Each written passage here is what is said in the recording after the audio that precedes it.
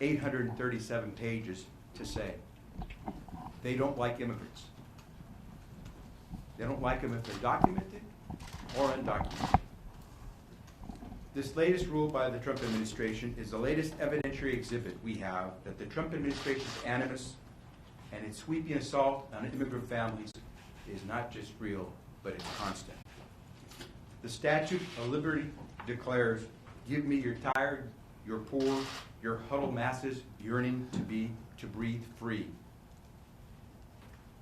President Trump's acting immigration services director says, Mr. Ken Cuccinelli says, let's use the alternative fact version of that declaration.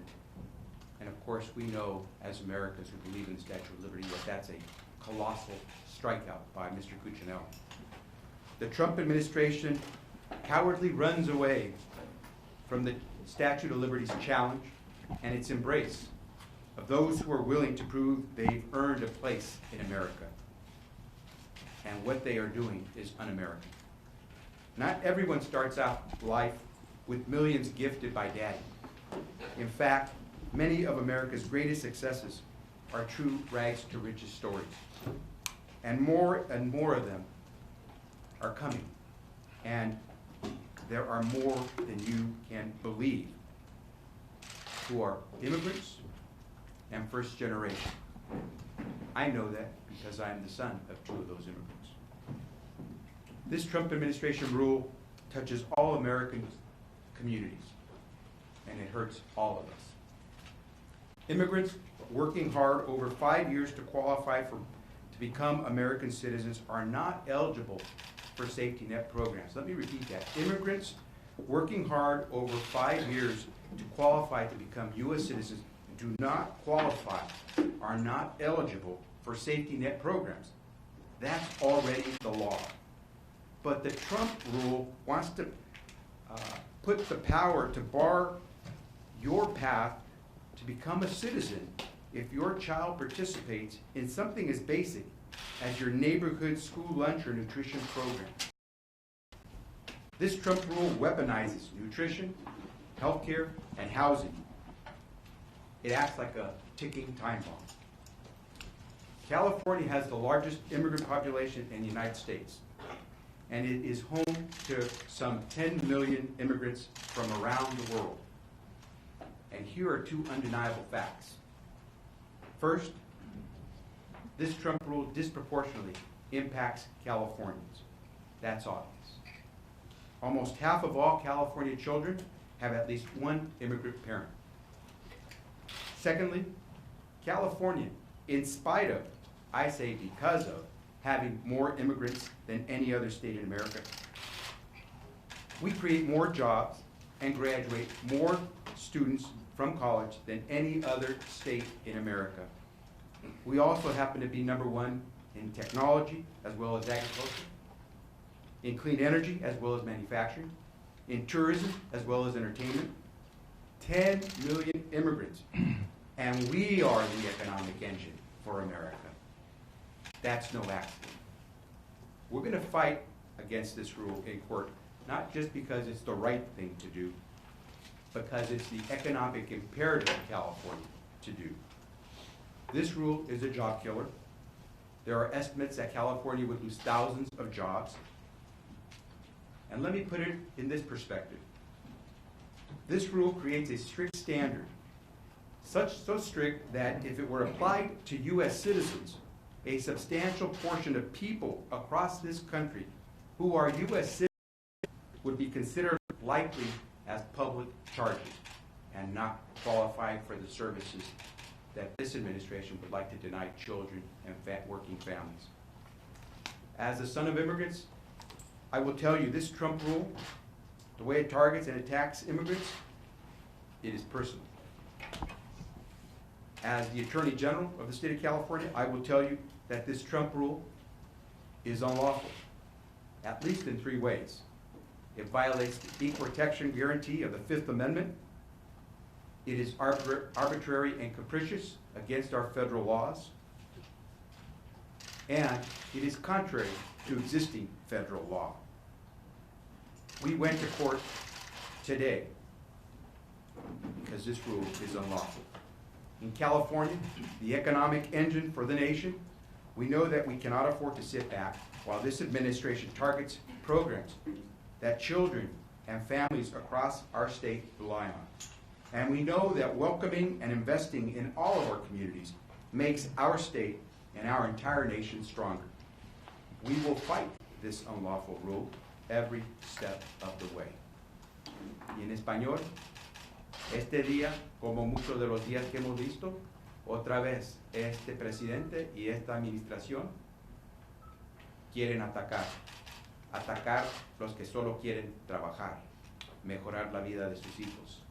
Y otra vez California, con el apoyo de nuestro gobernador Newsom y todos los que van detrás de mí, vamos también a pelear, a luchar, porque sabemos lo que pasa cuando uno trabaja bien duro. Levantamos el Estado, levantamos el país. Yo lo digo como el Attorney General, como el Fiscal General de California, pero más que nada lo digo como hijo de inmigrantes de México. Vamos a luchar. Let me now turn it over to Ms. Alvarez for her remarks. Good morning, everybody. Buenos dias. Thank you to the Governor and the Attorney General for their leadership on behalf of Californians and families across the country. I'm honored for the opportunity to join you this morning. My name is Mayra Alvarez. I'm the president of the Children's Partnership. We're a statewide advocacy organization that focuses on putting our children first in policymaking. And I joined today to denounce the sweeping changes on long-standing bipartisan immigration policy by the Trump administration. Changes that damage the well-being of millions of children and jeopardize the future of all of us. In California, 4.5 million children, half of our 9 million kids, are part of an immigrant family. Since this administration took over, too many have heard derogatory comments by the nation's leaders about their family background. Too many are bullied because they or their parents were not born in this country. And too many are worried about what may happen if their parent is detained or deported. The finalization of the public charge rule is the latest in a series of xenophobic attacks on immigrant communities by the Trump administration. This rule would base immigration denials on a family's decision to use the very services designed to keep children and their families healthy and financially stable.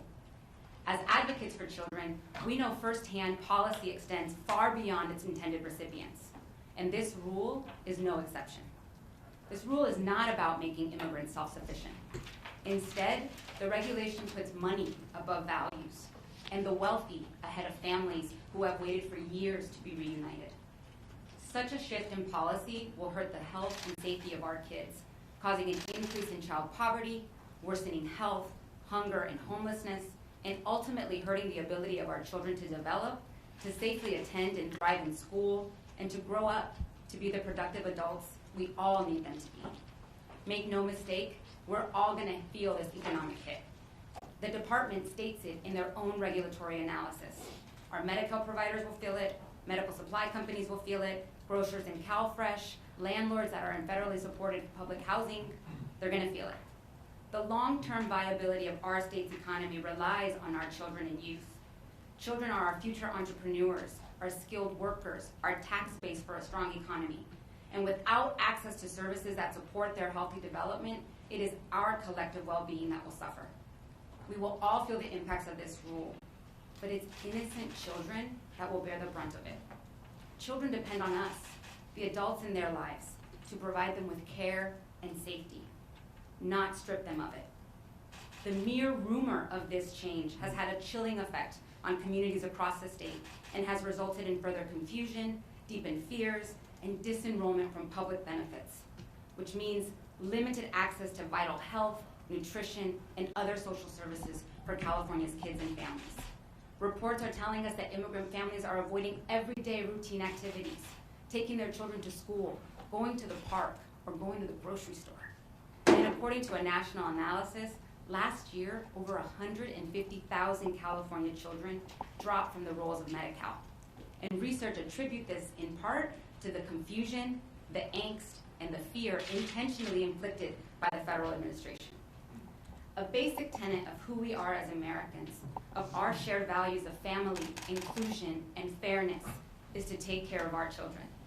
We call on our nation's leaders to stop playing politics with the lives of children, millions of children and families. The best way to build a strong country is to ensure that every family who lives here has the food, medical care, shelter, and other basics they need to thrive. It's up to each of us, as community members, as Californians, to put our values into action and demand that this administration withdraw the rule and advance just policies that defend and protect the dignity and rights of all children. We ask you to join us in building a better country where we are all safe and valued. Si me permiten unas palabritas en español, por favor, nada más un minuto. Es un honor estar aquí. Soy hija de migrantes de México y estar aquí con el gobernador y con el ¿cómo se dice? Fiscal general. Yes. Hoy hablamos de la nueva regla de cargo público y damos atención a los millones de familias que hoy se enfrentan con una decisión difícil de mantener a su familia unida o comprar comida para alimentar a sus hijos. Este es el nuevo ataque de la administración de Trump hacia nuestras familias inmigrantes. Esta regla podría negar la tarjeta de residencia permanente a cualquier persona que utilice los servicios de beneficio que ayudan a niños y familias inmigrantes a salir adelante. La regla comenzará a aplicarse el 15 de octubre de este año y no tendrá efecto retroactivo. Pero como han escuchado, nuestros líderes van a discutir esta regla en las cortes y eso podría retrasar o impedir que las reglas nuevas entren en vigor. Es importante que miembros de nuestra comunidad aprendan cómo esta regla puede afectar a sus familias. Les recomendamos que consulten a un abogado antes de tomar cualquier decisión que pueda afectar la salud y el bienestar de su familia. Nuestra organización, como muchas otras basada en la comunidad, muchos aquí con nosotros, estamos aquí para apoyar y asistirlos. Gracias. I'm humbled in one respect. You didn't have to pick up the phone as the governor of California, check in, see where the Attorney General was and what his opinion might be on the issue of public charge. You didn't have to reach out to the leadership of the state and the Assembly and Senate, get a temperature of where they may be. Everybody knew exactly where they stood, united at this moment, united as a state. We are representing the most diverse state in the world's most diverse democracy, as the Attorney General said. Now close to 11 million Californians, foreign-born, 27% of the state, foreign-born, a majority minority state. We, every single day, proudly are practicing pluralism. That is a point of pride. And as a consequence, it is a point of principle that we stand up at a moment like this as a state and assert ourselves and protect not only the values of the state, but remarkable diversity that we represent within this state. I never thought, however, I would start my week defending bald eagle and end my week defending the Statue of Liberty. What an incredible week in America. What a remarkable moment in our history. But this moment, as it relates to the public charge, is not necessarily unique in our history either. It's very familiar history, particularly for Californians. 1882, the Chinese Exclusion Act was established. The framework to which we are debating the public charge emanates from the Chinese Exclusion Act. That came out of discussions here, the bigotry here against the Chinese. And a guy by the name of Dennis Kearney, some of you heard me talk about Mr. Kearney, an immigrant himself of Irish descent, who began and ended every speech by whatever else we do, he said, the Chinese must go. We saw at the time, the 1880s, all kinds of illustrations that were done of virtual walls that were being built around America to keep the Chinese out. Came out of San Francisco Bay Area. Here we are, generations later, having gone through that moment, extreme bigotry, and pull ourselves up, and pull back, more contemporary terms in the 1990s, Prop 187. How familiar is the public charge to Californians in that contemporary context? We pull ourselves up, and we fought back. That resiliency is California, and that's what gives me optimism, despite all the headwinds of the moment. we persevere, we reconcile, and we ultimately renounce the kind of bigotry, the kind of xenophobia that is front and center in discussions and debates like this. I thought the Attorney General was right about the Trump administration having issues with immigrants, but I think he could have been even more pointed, and forgive me, Mr. Attorney General, by saying he has a particular problem with brown people, not even immigrants. It's noted we're not talking about illegal immigrants as it relates to the public charge. We're talking about legal immigrants. We are, by the way, talking about, yet again, family separation, because what is a public charge? At the end of the day, it's a mother deciding whether or not to get benefits for their children, for her child, or being separated from that child at fear of being deported by an individual that uses his public charge to make an arbitrary determination. That's family separation. It's remarkable what this administration is up to. It's insidious beyond words, and California will have none of it. And so, without belaboring this, I just want to thank the incredible leadership in the state, the extraordinary work that the Attorney General and his deputies are doing at this moment, the collaborative nature to which they've not only engaged the leadership in the executive and legislative branches, but now have reached out to other attorney generals across the country. And I imagine you'll be hearing more about other states that will also join this cause and continue to fight the good fight in our courts. And so with that, I just want to again thank all of you behind me and everybody here that is assembled today. We are happy to answer any questions on this topic, please, and if you have others, we'll assemble more privately. Either the governor or the attorney general, what has the administration or has the Department of Justice thought about anything that the state can do to forestall some of the loss of people signing up for these public services in the interim? As you mentioned, people already are not signing up for things like Medi-Cal and food stamps and Section 8. Forgive me, Mr. Reno, you guys are the experts. You're experiencing with a chilling effect. The whole point of this is fear. The whole point is to create anxiety and create that chilling effect that has it's already had its intended impact. You already are seeing a decline in people that are getting supports that they're legally entitled to, anti-poverty support to keep them out of poverty. And we've seen that for over a year now, these trend lines. And I don't know if any of you want to fill in the blank because you've been providing us very detailed information about some of these roles. Thank you, Mr. Governor. Mr. Attorney General, again, Kathy Sunderling McDonald. I'm the Deputy Executive Director of the County Welfare Directors Association. Counties administer the CalFresh or food stamp program here in California. We also run the Medicaid, Medi-Cal eligibility for people across the state, 13+ million. And the data are hard to tease out, but we have heard for about 2 years now, every time there's been coverage of a possible rule coming forward, people will call and they will say, please remove me from the rolls, or please withdraw that application that I have filed. And so it's just built over time.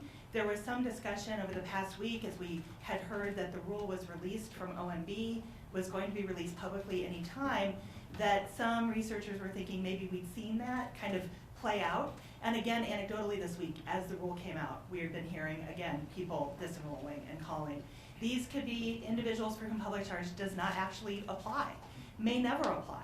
So what we've tried to do is work very closely with our partners at the Health and Human Services agencies and the 2 departments that we work closely with to send messages about who to talk to legal experts, talk to people who understand this rule, which is very confusing and obviously is changing very quickly potentially, to understand, does it potentially apply to me? Am I okay if I use these services? Because the worst thing would be for people who are hungry, for people who are ill to withdraw themselves or their children from these programs when they really need it, especially if it's not going to affect them because of the way that public charge is applied. So is the only tool public messaging then at this point? I mean, I could certainly step back and let the others say, but public messaging is an extremely important part of the toolkit, I would say, making sure that people understand the rule doesn't actually take effect until mid-October, and it's prospective. So that hopefully will give people time to be able to consult with someone who does know what they're doing, and there's information on the Department of Social Services website for the state of California. They have contracted with, probably not enough because I think they're very busy, so we should talk about that. Trying to find people who've been trained to be able to consult with them and figure out. Obviously, tools like the lawsuit that's filed today, which we support, will help hopefully to forestall the rule going into effect, and again, give time for people to have those conversations and figure out what is best for themselves and their families. Well stated. Yeah, please. And I want to make sure I look at my team to be sure, but I suspect pretty quickly we're going to be filing for a temporary injunction to make sure that the rule does not take effect. So stay tuned, but I believe we will be going to court to try to keep this rule from ever applying or ever standing in our state. And I also should mention, I suspect others can mention more directly, certainly the Governor and our Secretary of our Healthcare Services. There are services that we provide as state that have nothing to do with federal resources and federal programs. Please, that's probably the most important thing we can tell folks, know the facts and know your rights. And may I just suggest that there are, all these organizations you just heard announced, there are a number that you know of, the nonprofit organizations that do day in, day out, the work of supporting and representing families, hardworking immigrant families. Turn to them. They know who's reliable. Please don't, and I don't mean to besmirch anyone, but please don't go to private attorneys right now to get counsel. Save your money. There are enough good organizations that won't charge you to direct you to somebody who can help you. And if you do need an attorney, they'll know who the good attorneys are. Save your money. And I would, Governor, if I may, I'd like to put a call out to our religious leaders. You see most of these immigrants at least once a week. And I know some families visit your place of worship more than just once a week. Please, help us communicate to your parishioners. Help us communicate to those who visit your house of worship what people should know. Let's not let folks panic, and let's not have people denying their children services they paid for with their taxes. Let's fight this. You want to amplify as well? Thank you, Mark Alley, with Secretary of Health and Human Services, and also the son of 2 immigrant parents to this country, and an extended family who has also been asking a lot of these questions that we're addressing today. I'm proud to be in a state with a governor, an attorney general, and the wonderful group of people behind that don't look at this as reframe it as a public charge issue and really protecting our most important public asset. The young people who depend on the services that I have the privilege of running departments that oversee. To get more specific, there are groups of federally funded programs that are not impacted by the public charge. Many of the emergency services on the medical side do not count as a public charge. The Children's Health Insurance Program that covers low-income children do not count as a public charge. I think it's very important to note that women who are pregnant can continue to get the services they need to have a healthy pregnancy, and not just up until they deliver, but 60 days after. And it was already stated that this October 15th date is an important one, and it's not retroactive or retrospective, right? So people who have appointments today, who have their children lined up to get the health care they need to go to school healthy, or themselves to get that physical that they need, or their diabetes medications, now is not the time to call your clinic and say, let's cancel that appointment on September 25th, or whichever day it is. It's the day to continue going and use your clinics, your services, your hospitals as an asset. The door must be even wider today than it has been. We also know that the Department of Social Services is just last week investing over $1 million more and hopefully more to support those lawyers and attorneys in the community who, as our Attorney General and many others have spoken about, really do have the right information to help individuals their families understand the context of what will and won't be included as a public charge. We are continuing to improve our messaging, developing fact sheets that we want to empower community clinics, our faith-based organizations, our grocery stores, our food banks, our hospitals, to really communicate out. And communication is a key tool at the moment. The chilling effect only becomes worse if we don't methodically and effectively explain very clearly to folks what their rights are, what is at stake, and ensure that we create the pathways through Health and Human Services departments, whether on the health side or the social services side, to continue to provide these services. General, could you go through the details of the lawsuit, where it was filed, and what relation, if any, it has to other suits that have been filed on the same matter?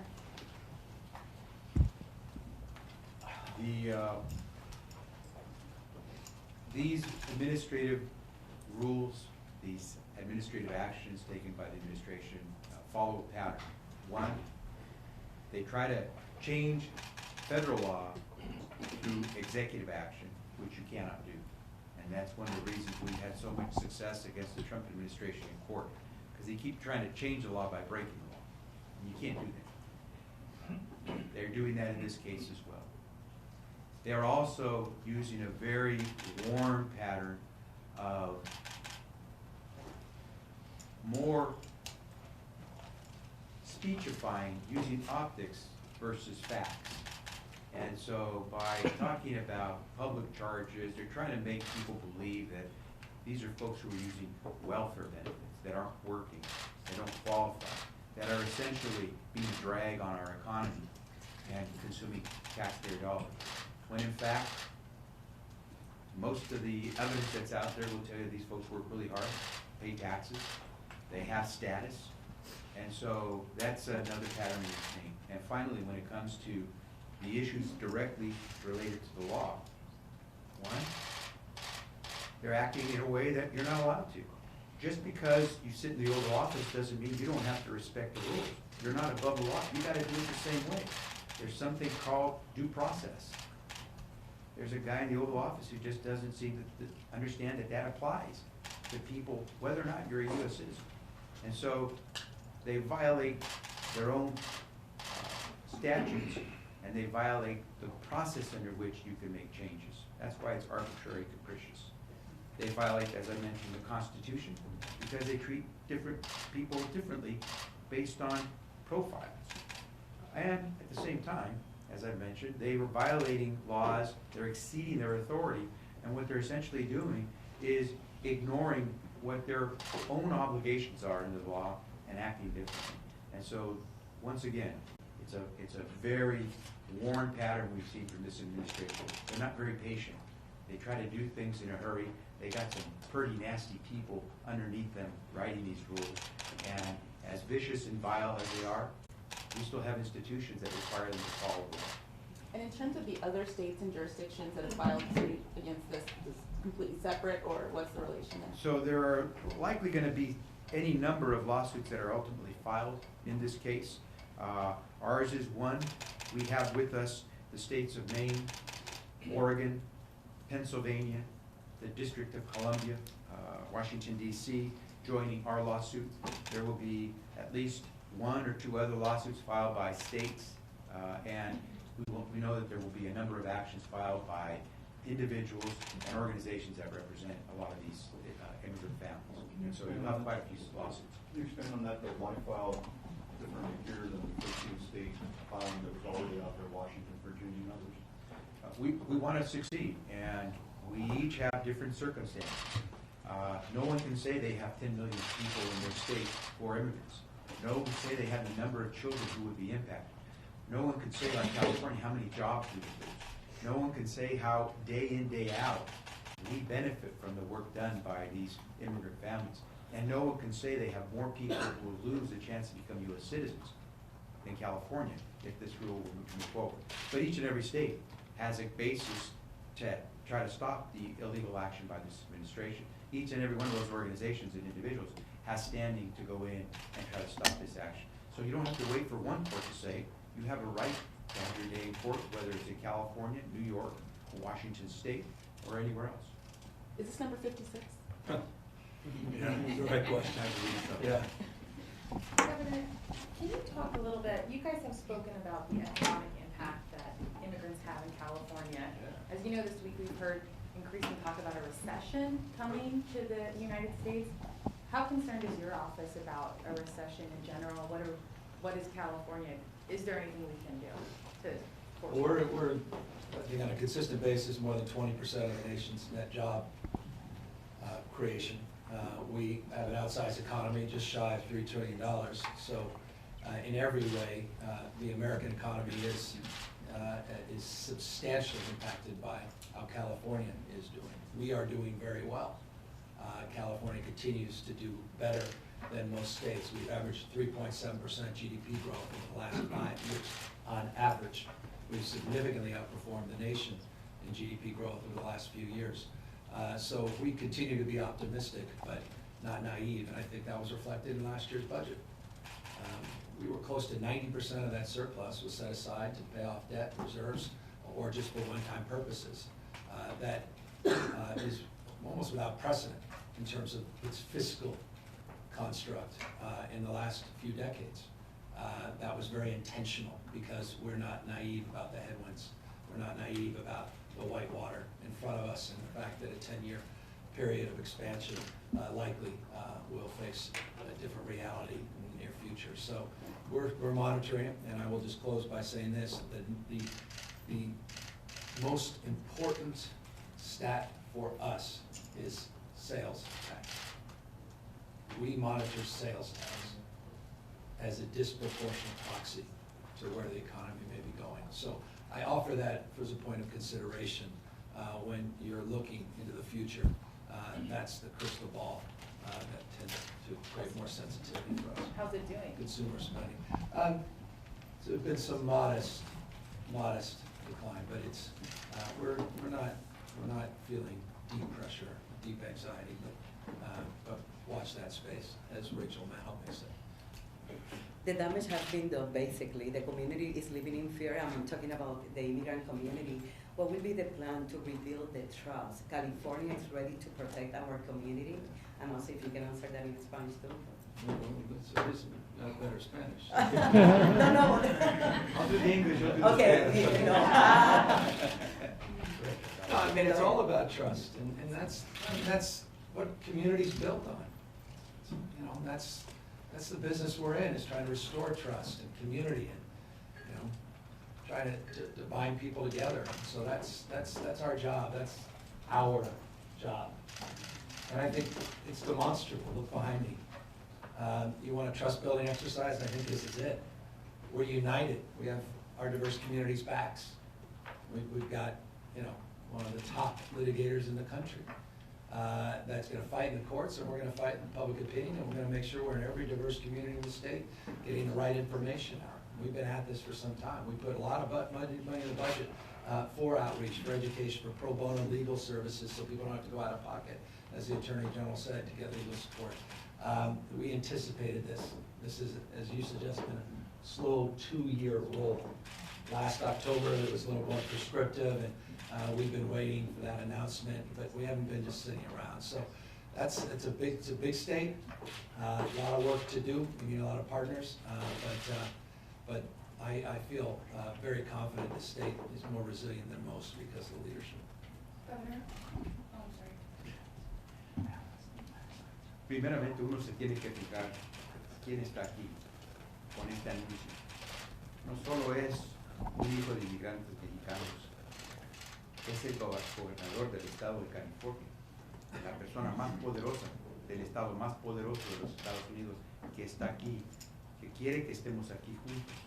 Y todo el pueblo que está detrás de mí, no solo son los que abogan para los inmigrantes, estas no son organizaciones y asociaciones que solo tratan con familias migrantes. Tenemos los representantes de los hospitales de California, que no son manejados por inmigrantes.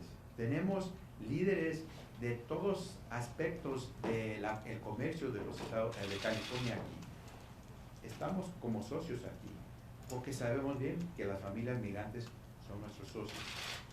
Y eso es algo diferente que lo que se ve en Washington, D.C. Si uno entiende eso, entonces, como dijo el gobernador, tenemos que tener confianza, tenemos que ser optimistas, porque esto lo superamos. Y con esto termino. Yo sé que si mis padres estuvieran aquí hablando de qué es lo que ven ellos, cómo sienten ellos, cuál es el temor que sienten, en términos del temor que han tenido que sentir las familias migrantes en su vida, esto es malo, pero no en comparación a lo que estaban experimentando antes de poder huir el país, antes de ver fallecer, fusilado, un ser querido, antes de no tener comida que darle a sus hijos. Estos son retos. Este es un reto artificial empezado por el presidente de los Estados Unidos contra las familias migrantes. Pero es otro reto. Es lo que hacen las familias migrantes. Por eso este país es tan fuerte, porque los migrantes saben cómo superar esos retos. Yo lo digo otra vez, no solo porque vamos a luchar con ellos como socios contra este reto, lo digo como hijo, que por la primera vez pudo entrar por las puertas de una universidad, porque esos inmigrantes, esos padres, abrieron la puerta. Ellos no pudieron, pero su hijo sí.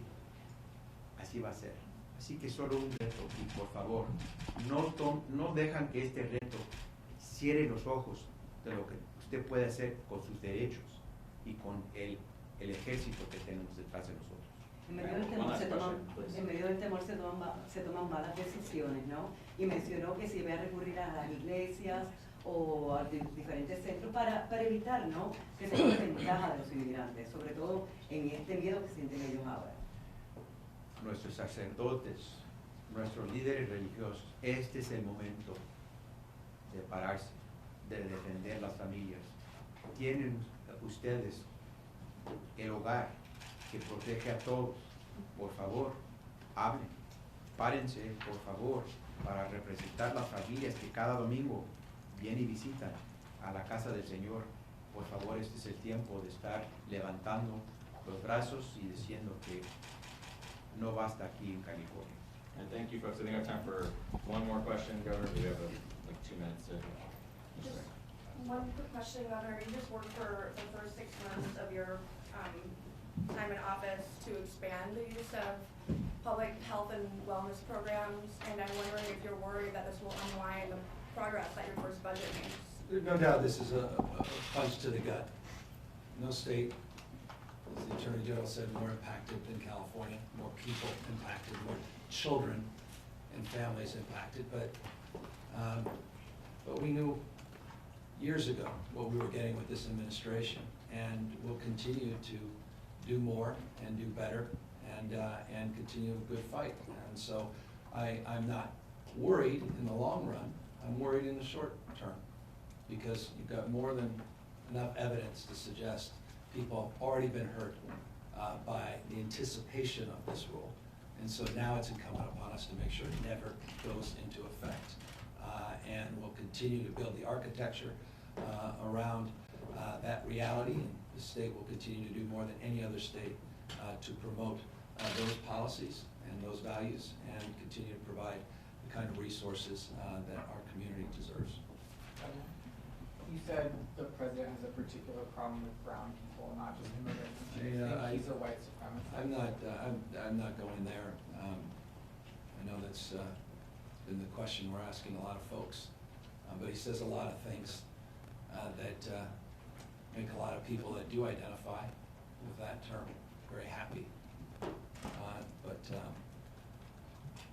But the continued assault on the Hispanic community is just, I mean, it's not even a question, it's just self-evident. And we've seen it over and over, but to see it, the same week after a raid in Mississippi, to see it the same week after El Paso, and then the public charge, connect some dots. I mean, Why is it even an open question? What's going on in this country and what's going on with this administration and what they're trying to do and who they're trying to blame. You know, again, this is, forgive me, but I grew up in this environment in the 1990s, lived through it.